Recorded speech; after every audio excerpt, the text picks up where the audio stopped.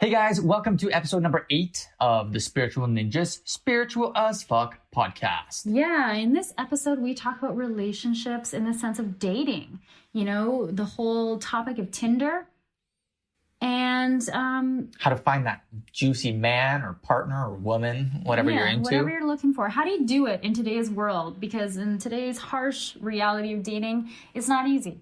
We tackle that conversation or that topic in this episode, so stay tuned. And if you're in relationships, stay tuned as well, because we actually give you some tips on how you can lead a better relationship. So even if your marriage is falling apart, even if you're in a happy relationship, then pay attention, because there's some great tips on that stuff as well. Yeah, so stay tuned. Hey, you just turned into the Spirit Ninjas Spiritual as Fuck podcast. The show that aims to inspire, uplift, and questions everything. And now your hosts, Bart Rigel and Holly Emerson. All right, we're rolling. We are rolling. Okay. Good times. Guys, thank you for joining us here on the Spirit Ninjas Spiritual as Fuck podcast. We are happy you were here. And this is episode number... I don't know. 8. 8. Bum, bum, bum. Exciting times. So what are we going to talk about today? Relationships, dating and stuff. Yeah, I guess more dating, because we talked about relationships already. Yeah, let's talk about dating. Dating in today's world. I don't know if we're the best people to talk about it. We're not dating right now. Because we're not dating. No. But it's an interesting thing. It is. We've had this conversation with a couple of our friends, our single friends. And, the topic of Tinder comes up a lot. Yeah, Tinder's a good one. Mm-hmm. Absolutely. And then, there's a lot of people out there that are still looking for their soulmate, that, are really lonely. They want to find somebody so bad. Mm-hmm. And that just kind of eludes them. Yeah. So, what aspect of this, how did you want to tackle this topic? How can we put a spiritual as fuck spin on the topic of dating? I think we should do that. Right now. Okay. So dating, this is something that I struggled with obviously a long time. If you guys have listened to the podcast before in the past, you'll know that for a good portion of my life, I struggled with relationship for a long time. And it was one of these things that I wanted so fucking bad. And I couldn't figure it out, Yeah. One of my superpowers is to love someone. I know this. It's the thing that makes me so juiced. I just want to love someone. I want to be there for someone. I want to I just want to love them. You're it is your superpower. Yeah. Sure. I've known this for such a long time. And then it's when so much of what you need is just to have someone to love. And then you can't get that. It sucks. So I get it. And that was me for basically my entire life up until I met you. Did you feel like you were going to be lonely forever? I didn't feel that I was going to be lonely forever. No. For a while I did. Growing up, I did. Mm-hmm. In high school, I did. And then I got into a string of bad relationships where, I was in a relationship, but there was, I wasn't getting the things that I needed.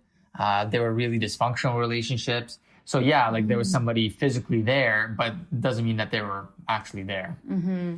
So would you say that you were settling at that time? Oh, yeah. Did you know that you were settling at the time? Or did you think that was it? No. So here's the thing. I would wear this, I'm going to be the hero hat. I'm going to be here and I'm going to help them get through everything that they're going through, and I'm going to help them change, and I'm going to be the one that's going to, be the hero. And that is a terrible idea. There were so many warning signs for so many years. I lost some close friendships because of that, because it was just so fucked up. My friends, before I married this girl, they sat me down and they had an honest heart to heart with me. Dude, what the fuck are you doing? And wasn't it a month before your wedding? Oh God, yeah. Yeah. And I'm guys, shut up. Okay. This is happening. So what was going through your mind then? I'm you guys are stupid. You don't know what you're talking about. You and I was all rebellious, like you guys are dumb. And stubborn, Shut your like. face. I'm very stubborn. Very stubborn. And so you probably married her because you were so stubborn. Maybe there's a. Do you think there was part of that in there? Well, yeah, like, you don't give up. You're like, fuck it, I'm gonna keep going through this. I'm gonna prove them wrong. I'm gonna prove everyone wrong. Fuck all y'all.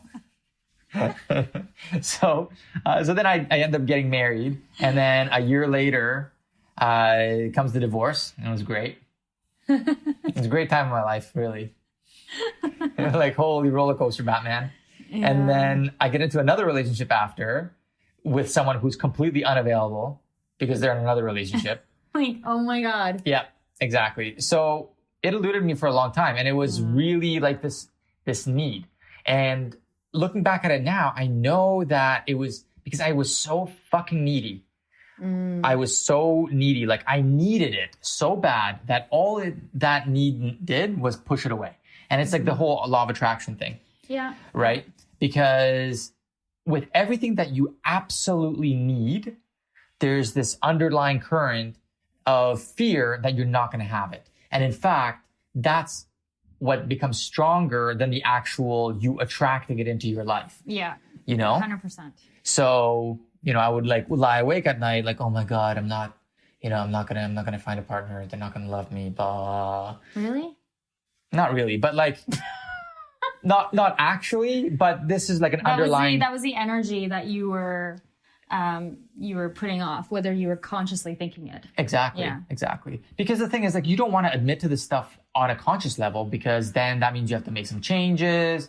You have to actually like look at the fear. It's better to look in the mirror and say your positive affirmations, right? Yeah, and like, sweep stuff under the carpet. Yeah, exactly. It's still there. I'm worthy. Yes, I'm good enough. I'm good enough. I'm beautiful. And gosh darn it, people love me. Exactly. Okay, so then how can we tie this into dating today? Because I think a lot of people, what I think part of the problem is? I think there's like a divide. And maybe I'm totally wrong because I'm not dating right now. I've never been on Tinder. So I could be completely speaking out of ignorance here, and just everything I say you should just toss in the garbage. But it kind of sounds like guys really love Tinder, but women are kind of getting over Tinder, but because all the guys are on Tinder and that's just kind of the norm, or maybe not Tinder exclusively, but, online dating and kind of like Tinder, right? Mm-hmm. And just dating is changing because it's based on looks now. Yes. It's not based on a true connection. Mm-hmm. If you've gone on a Tinder date, that guy has said yes, or that girl has said yes, I like you, and vice versa, solely based on looks at first. And so I think, like, for guys, they really like it because they're hooking up like hours after they meet somebody. Mm-hmm. And it seems like that's kind of what they're doing, because if one girl says, no, I don't want to meet you and have sex with you in 2 hours, then they just swipe to the next person. So it's kind of creating this dating atmosphere that is just garbage. Oh, yeah. That's built on like nothing that's real and foundational for finding a relationship. Yeah. I mean, this is a much deeper issue. It's not just Tinder, but this comes down to the fact that men these days don't really grow up. I think men these days don't really get much mentorship. Like, their fathers are off working. You don't really get much like male interaction. You're really raised by your mothers or by no one in a lot of households. Yeah. Right. So you don't have those responsibilities that you used to back in the day. Like, let's look at the differences real quick. So back in the day, like let's rewind it 200 years ago. When you were growing up as a boy, you would go out with your dad and you would do things with your dad, right? You would spend the bulk of your time. You'd go hunting or, plowing the fields or whatever. You would spend a lot of time with your dad, and you picked up a lot of things, like this sense of work ethic, this masculine, like these masculine qualities where, fast forward, now, and the fathers are completely absent, for the most part, right? So where are guys getting any kind of masculine mentorship? They're really not, right? So that's issue number one. And because the world is changing so fast, and even in this like dating game, you don't have these responsibilities. You know, it's like you can quickly go through all these different relationships without ever creating any kind of like lasting bonds or any kind of lasting love or a deep connection with anyone. Yeah, because ultimately, if they don't have, you know, the number one point with connecting into their own masculinity, therefore, if they're not connecting into their masculinity, they're not connecting into themselves. Therefore, how can they connect into somebody else if they don't even know how to connect with themselves? Yes. So, you know, so many guys these days, yes, I agree that they're pretty immature in that. Immature, you said, right? Immature. Yeah. Because, yeah, it's a lot easier to just, you know, swipe through a bunch of names and you just keep going. You know, you and have you some can kind of fun. hide behind your screen too. Oh, yeah. Yeah. You don't have to put yourself out there. Yeah, of course. And that's what makes it easier. You know, before you used to have to get your shit together. You know, in order to be attractive, in order to meet somebody, you actually have to like get your shit together. There was like a courting period. There was. There's no courting period anymore. No, exactly. And, you know, it's like what people are doing, and this is not just in relationships, but I think in a lot of different areas in the world, a lot of people are just going the, you know, easiest route possible, right? So if this is going to get me laid, I'll just swipe through a bunch of photos. It'll get me laid. It's good enough. You know, then that's as far as their emotional maturity gets, right? Yeah. You've never had that time to really sit down and like court someone and really form a connection, right? Now it's solely based on looks for a good portion of the world. And I mean, it obviously doesn't work. Yeah. And it's unfortunately, it's destructive because I think deep down men are struggling because they do want connection. You know, fundamentally, I think guys would like to have, you know, this shit figured out, right? But instead, it comes down to like a blame game. You know, it's like, oh, you know, the world, this is just the way it is. You know, it sucks. It's hard now, this and that. And it's the same thing in relationships or whatever. So they kind of just give in and they're not really happy because like, look at how many people are on antidepressants these days. How many people have anxiety and all these things. Like it's coming out in all sorts of fucking weird forms. You know, people are just popping pills like nobody's business. So of course, like there's some issues. And I mean, women are obviously not content with this entire setup because... Well, I think the thing for like women, it's they're being repeatedly told time and time again that in order to find the relationship of their dreams, they have to look a certain way. They have to sleep with the guy right away. They have to basically... what's the right word? Conform. They have to conform, but they have to like disregard what being a woman truly is. You know, they have to put what honoring themselves really means, like honoring the divine feminine. They can't. They're being taught that that's bullshit. You know, like there's no more sacredness in relationship. There's no more sacredness in like being female, being a woman. And if you are, then, well, it doesn't work in today's dating world, you know? And so I think it's really creating this like breeding ground for unhappiness and more, more disconnection. Is that yes, the word? definitely. Yeah. I mean, it's definitely like we live in the most connected, disconnected world ever, right? It's easier and faster to connect with anyone than ever before. You know, pick up your phone, swipe, take a photo, send a text, whatever. It's super, super easy. Yeah. And people are having these connections, but they're not real connections. Like nobody is really happy. Like, you know, I have 300 people on my Facebook or whatever it is.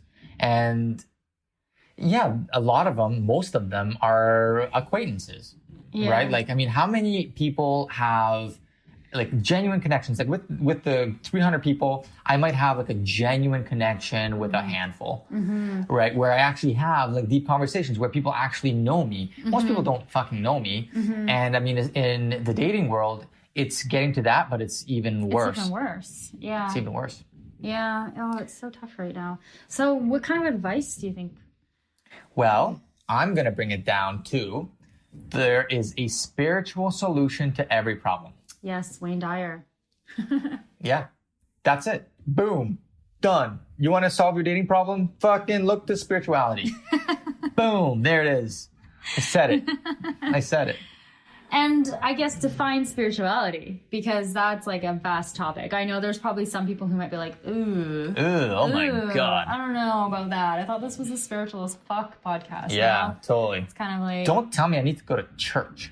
Yeah, we're not saying that at all. Yeah, unless you want to go to church. Unless you want to go. Then unless I can go to church. If it feels really good for you to go, then Totally. you should go. But otherwise, you don't have to go. No. So what I'm saying is, so here's the thing. Right now, the world is going through so many changes, and this applies to not only dating and relationships and Tinder and so on, but it relates to your whole world. Your entire world. Entire reality. And as we go forward in the next 15, 20 years, this is going to become so much more fundamental, because as things change, you know, people are going to be losing their jobs. People are going to be going through divorces. People are going to be popping more pills. There's going to be more health problems. Everything is on the rise, right? It's reaching this like fever pitch, right? Because the way that things are set up right now is not working. I'm sorry. I mean, look at the world around us. It's messed up. You know, I disagree to some extent. Yes.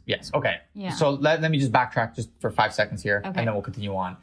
Yes, things are getting better because you're listening to this. You know, these kinds of conversations are happening a lot more frequently. So things are getting better and worse at the same time. Yeah, like both sides are getting stronger. Exactly. You know, there's the side where people are choosing to, and for me, when I define spirituality, it's really just connecting inwards with yourself. Exactly. You know, and so there's the side of people who are, you know, asking good questions of themselves. Asking questions that ultimately discover who their true nature is and what truly excites them in life and what truly brings them joy and what truly brings them fulfillment, and how to connect deeper to your soul. Like, people are asking those types of questions, deeper questions, like, how can I be in service better? What can I, you know, like questions like that. Yeah, and then on the other side, which is the Trumps, the nukes, the wars, the bullshit, the terrorist attacks, and the fear. And the fear is the loudest. Like the fear, the shitty stuff, the crappy part of society. Unfortunately, that part screams the loudest. That's why that's what we know. That's why, you know. And it's all over the news. Like, the news is just an entire negative. Oh, it's awful. I don't know how people people get depressed and they don't even know that, like, some of the causes. You know, my life actually, I applied a lot of these, this is a side note, applied a lot of these spiritual teachings in my life. At the same time, I stopped watching the news. Exactly. And my life changed. And I know that it was much to do with the work I was doing on myself and the healing work and the spiritual work and my practices and my dedication on that side.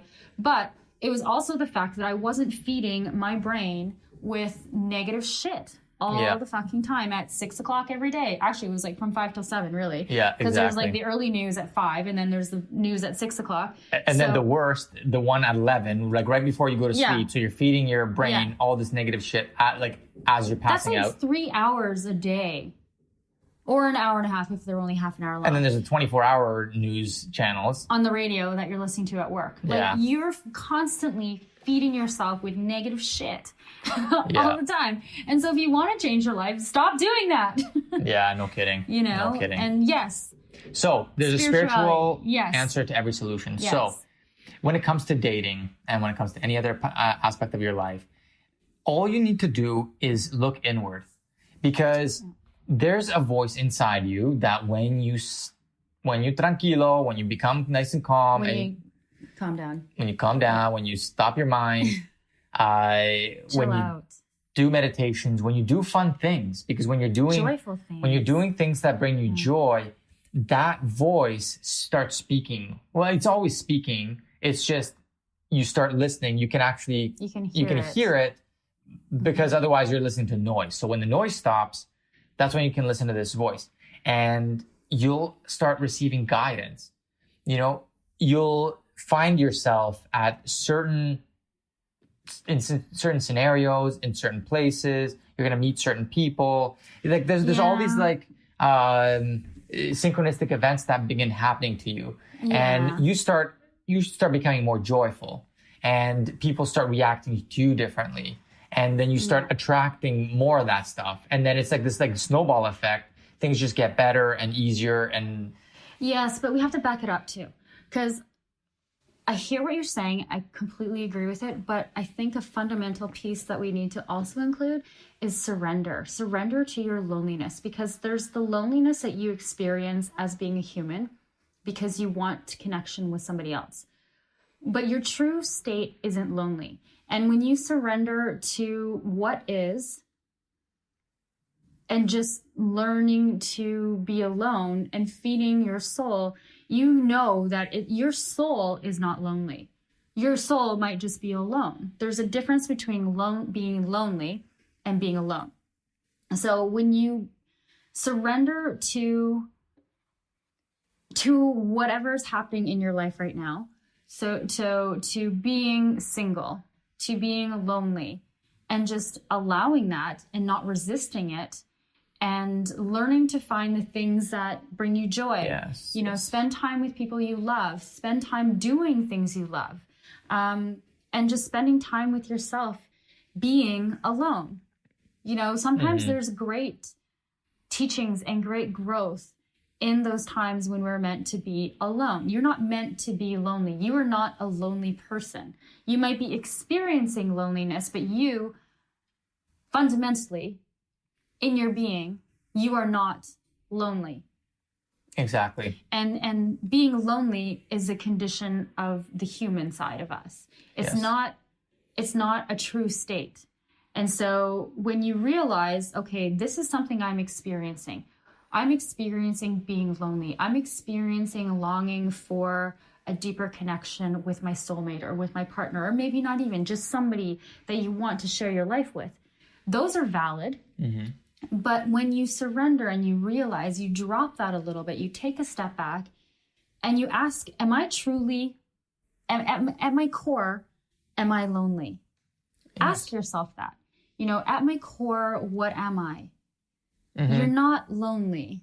Yes. Your soul isn't lonely. When you start doing these practices, when you start doing meditation, when you calm down and when you do things that bring you joy, then that loneliness part actually melts away, because you find that, it's okay to be, alone at the moment. Yeah, there's a lot of things that you can do when you're alone that you can't do when you're with somebody. Yeah. So maybe it sounds super annoying, but I remember this is something that I tried to embrace, because it was annoying when I was single, and it's just like, well, enjoy being single. Like, everybody fucking says that, and you're like, shove up your butt, because like, this sucks, Like, I know what some of you are thinking. I get it.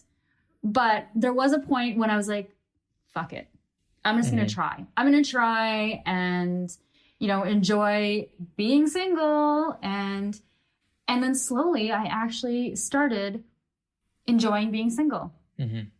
I would wake up every weekend in my place, because I rented this studio on my own. I would wake up every weekend and I would just lay there and I would just be so thankful for my independence. So thankful that I created the life I created completely on my own. There's actually like such deep gratitude that I felt from that, and joy that I felt from that. I was like, this is nice. Like, it doesn't even matter. Nothing else. Like, I'm good. Yep. And it just starts to bleed into other areas of your life. Like, and it just goes back to the surrender thing. When you surrender and exactly. I know some of you are probably like annoyed with this. Well, here's the thing. Like, I can certainly speak from experience in this, because I remember when I left Kitchener and I learned to let go, and I had a great time, during those, like this 6-month period where I absolutely enjoyed my independence. I enjoyed living in this new city. I enjoyed my time. I enjoyed waking up in the morning, going to my own kitchen, cooking my own breakfast, enjoying the day with some friends, you know, it was fulfilling. And that need to, you know, have someone in my life, it disappeared. And it goes back to that whole thing that I talked about a few episodes ago, where infinite patience produces immediate results from the Course in Miracles. The surrendering. The surrendering thing. Because as soon as there was no like this deep need to have someone, all of a sudden, you know, I felt this like joy and gratitude, this like spring of it just kind of, you know, coming up from something deeper, some like a deeper place within myself. And within 6 months, I mean, you and I hooked up. Like, that's how fast things changed, right? Because I finally, out of, you know, my 30 plus years of existence on earth, I was clingy, needy. I needed to make things happen in relationships. I needed to attract that partner. And it kept getting fucked up every single time, like over and over and over and over again. Same with me. And I would be pulling my hair out, and it was like an emotional roller coaster. And then I finally said, screw it. I'm going to have fun. I'm just going to allow things to be and unfold the way that they're supposed to be. And I had fun, and it was a blast. And there was no more clingy neediness. And all of a sudden, within 6 months, like everything changed. You and I found each other. And I can't even begin to tell you like how much I'm grateful for Holly, because I didn't think that these kinds of relationships exist. Yeah, same for me. And it's wild. It's wild what happens and how fast your life can turn around. The instant you let go and you surrender and you just allow and just be happy. Yeah, totally. I just was thinking about this one analogy that someone once told me, and it was like holding a wet bar of soap. You know, you can consider your needs like being a wet bar of soap. Have you ever tried to like squeeze a wet bar of soap in the shower? It just like always flies out of your hand. Yeah, your that's needs, a good like, one. It's just always fine. But if you just gently hold your hand open, the wet bar of soap is on top, it will sit there forever. Yeah. You know, you're not squeezing, you're not grasping, you're not needing to hold it. It will just be. And your needs are exactly the same thing. Relationships are exactly the same thing. So I know it sounds really annoying to hear people who are in relationships tell you to surrender and enjoy. I get it. I can hear it.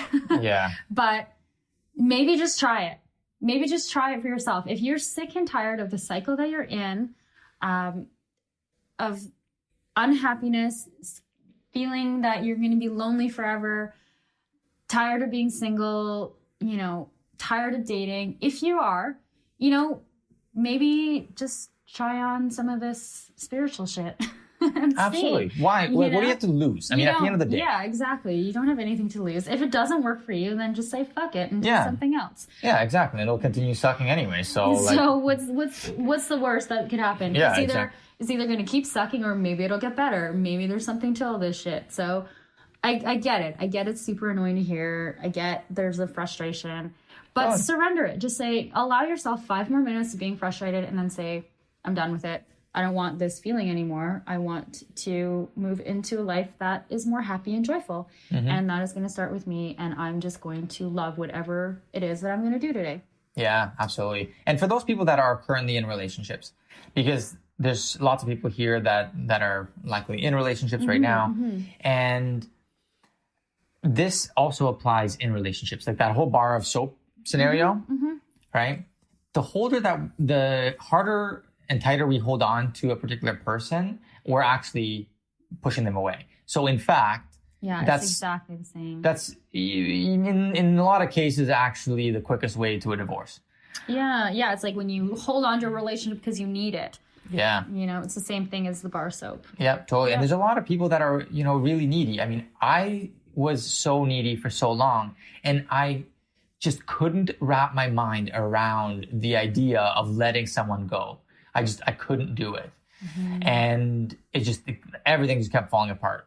And then here's the difference between you and I is, as I love you more than anyone I've ever loved in my entire life. And yet I've reached a point where if tomorrow you wake up and you tell me I'm out, I need something else, then I will allow you to go. It's going to suck, and it's going to be really shitty for me and whatever, but I don't hold on to you the same way that I was holding on to in the past. There's definitely, I feel the same way, and I definitely feel like our relationship has this freedom in it where there's no expectations. I was going to say expectations also can apply to this bar soap thing, because when you have expectations and you hold on to those expectations, it's the same thing. Like, you'll be disappointed. Whereas if you have expectations, like you have wishes, you have desires, you have preferences, like I have preferences of you, you have preferences of me, like you would prefer me to, not date other people. Right? I would prefer that. Yeah, you prefer sure. I prefer the same with you. Yeah, that's a that's a line in the sand for sure. Yeah, but, yeah. But there's just like a freedom in what you allow me and how I live my life and how you can live your life. And because we both honor and love and respect each other, we honor each other. Exactly. Like there's certain things that, you prefer me not do, but of course, like you'll allow me to do them. It doesn't mean that we're going to be together, but at the end of the day, like it's my choice, and I honor those things, and I try to, keep up my commitments, my side of the bargain, right? Because it becomes like a natural thing, right? Like I want to make sure that I don't disappoint you. I want to make sure that, you're happy, and at the same time, myself as well, so it can absolutely work that way. And the more you hold on to someone, like I expect your number one in your life is you. And likewise, like I don't want to be Bart's number one. Yep. Totally. My number one in my life is me. I have to make sure that I'm joyful, I'm fulfilled on my own outside of Bart. And so, it goes to that cheesy saying, like, you have to be a whole person before you can find somebody else. Like, you're not two halves coming together as one. You're two wholes coming together. It's true. It's true. But that has to maintain even in relationships. Exactly. And, I mean, in certain cases, if you're in a relationship that, absolutely isn't working, let's say there's physical abuse, or let's say, the kids are being abused or anything like that, then you have to leave. Like, there's no middle ground there. Like, you have to demand respect for yourself, for your children. You have to protect yourself. And sometimes the most loving thing you can do is to walk away, because that's when somebody can finally change, right? When you keep feeding a certain behavior, that person will never change. But it's not even about the other person. It's about you. No, it's not. Exactly. It's about honoring yourself. Absolutely. And the standards in which you allow others to treat you and honor you. They have to honor you the way that you deserve to be honored. And if they're not, then, well, bye. Yeah, definitely. Yeah, because you're not meant to change anybody. You're not. You can only change yourself. And so it's not about leaving somebody to try and change them. Totally. Yes, in the end, it could be the thing that wakes them up and helps them. But that's not why you do it. You do it because you need to honor yourself. Yeah. For you. And I mean, it's a fine balance as well, because, we live in a very disposable type of society where, if it's not working, just throw it out, we'll buy a new one. Right? That's unfortunately a big issue in relationships. So all you need to do, let's back it up again. Okay. No matter what the issue is, there's a spiritual solution to every problem. Go inside, do meditations, right? Find your joy. Find that quiet space for yourself on a daily basis, and you will get guidance. If you're looking for someone and you need to find a relationship, you'll be guided to do that when it's time to do that. Yeah, and the thing too is, as you do that, because at the end of the day, relationships all are attraction, right? And so there's an energetic attraction. So there's the energy that you're putting out to the world, whether you know it or not.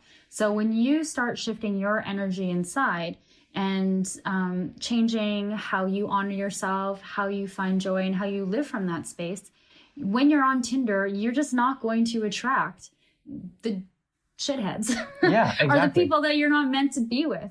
You're just not. So you could be like on Tinder all day, every day. And if your energy is vibrating at a certain frequency, that's who's also going to come into your life. That's exactly it. So you can, we're not saying like you have to scrap Tinder, you have to scrap all these dating apps. No. But the thing is shifting your internal energy by doing these spiritual practices, by doing things that connect with your soul and connect with your joy and connect deeper with honoring yourself and your self-love and worthiness. And from that space, you will then be emitting a different energy out to the world, a different signal.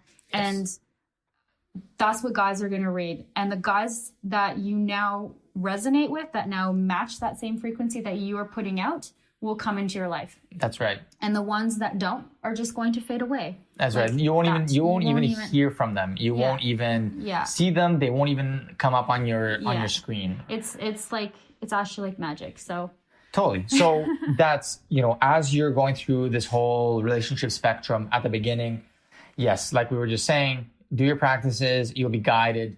You'll find that patience that you need in order to attract a partner. Your energy will shift. Your energy is going to shift. You're going to basically just navigate your way through. You're going to find that guidance to find that person that you absolutely need. And you will learn to be happy and joyful in the process. And once you actually have that relationship, then keep those practices going. That is your number one responsibility in life. Keep the practices going, keep finding that space. So when you have that partner, you'll be able to maintain that partner. You'll have a solid relationship.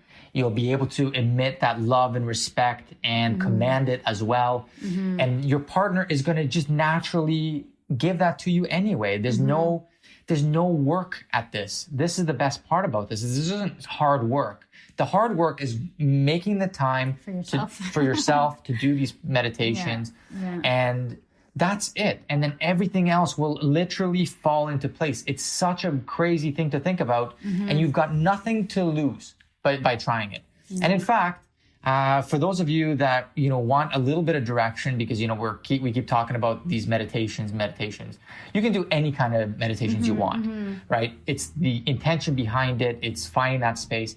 But at the beginning, if you need a little bit of guidance, you can go to spiritninjas.com and hit shop.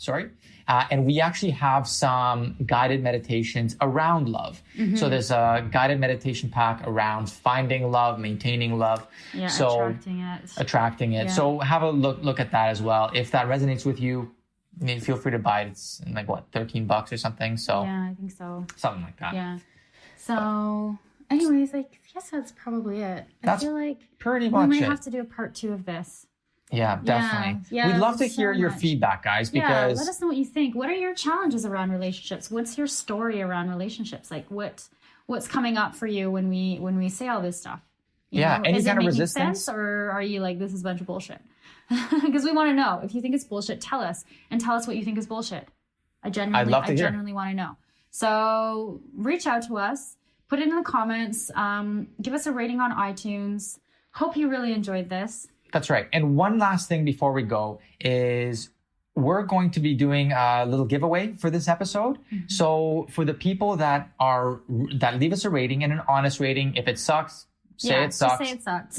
If it's great, let us know that too. Any suggestions? So in the next few weeks, we're going to be giving away some Starbucks cards. Yeah, 1 a week. So if you leave a comment in the comments below, and you leave us a rating, then we're going to pick some random names in the next few weeks, and we'll reach out and connect with you. So good luck to anyone and all the winners. Yeah. So thanks so much for watching the Spirit Ninjas Spiritual as Fuck podcast. Till next time, beauties. Okay. Thank you for listening to the Spirit Ninjas Spiritual as Fuck podcast. Make sure to tune in next time for more deep conversations to uplift, inspire, and blow your mind. Spiritual as fuck.